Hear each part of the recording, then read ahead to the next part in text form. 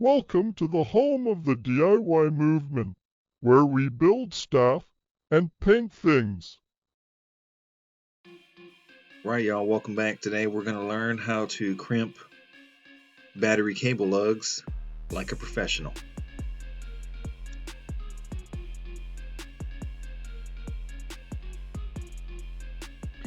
Alright, so let's get into it. I'm using some cable cutters that I bought on Amazon. They were about $8.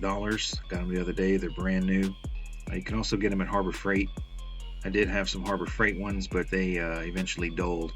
Sitting in the toolbox, they got a little rusted. So these are brand new ones. They're really sharp. You can use them to skim off the protective sheath over the copper strand battery cable, or you can use a razor blade. I'm using the cable cutters because they're brand new and they're really sharp. What I'm going to be using is some tin plated copper lugs. Those are approximately $1 a piece. A lot of times you see guys use copper plated cable lugs, and those are fine, but eventually those are going to corrode because they're bare copper. These are tin plated, so they won't corrode, and in my opinion they look better.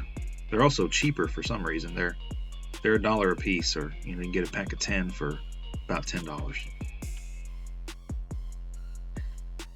All right, we're getting ready to do our first crimp. What I like to do is figure out which way the lettering on the cable is and have that on the bottom, so you have a clean crimp and a clean look. Crimp tool right here I'm using is basically you just use a sledgehammer or any hammer. That's probably about a 4-pound hammer. That tool was about $15. You can get them on eBay, you can get them on Amazon, you can get them at a lot of places. All you do is put the lug in there and you put your copper wire. You want to make sure that you get the majority, if not all, of your copper strands inside the lug there. And that's a 2-gauge cable. So 2-gauge cable and a 2-gauge lug with a 3/8 hole that fits over the Group 31 batteries that most guys run. So you put it face down. You can put it face up, but I like to put it face down. Square it up. You make sure your cable's in there all the way, and then you give it a few good solid hits with the hammer. I like to give it 4 or 5 hits. As you can see right here, you can do it on the concrete. You don't need a bench vise. And there you have it. It's crimped. Now we'll be using some 3/4 inch heat shrink. You can get that on Amazon as well, or Harbor Freight. You can buy it in an assortment, but the size I'm using right now is 3/4 inch. I like to use a heat gun. You can use a lighter, you can use an aim and flame, you can use any heat source really.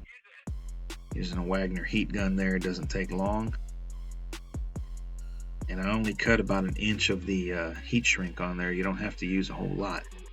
A little bit goes a long ways on the heat shrink. Slides right over. Takes about 10 seconds to melt in place.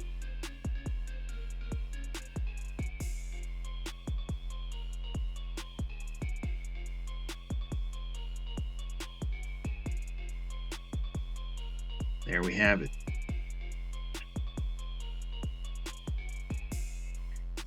Also got the battery cable on Amazon. I'm gonna have links in the description for everything that I use in this video.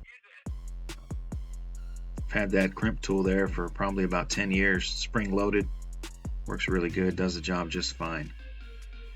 Guys, you can do this at home. You don't even need a vise. You can do it on concrete. All you need is the cable cutters, a hammer, a crimp tool, and a heat source. Hope you guys enjoyed this video. Y'all stay tuned for more work. Thanks for watching.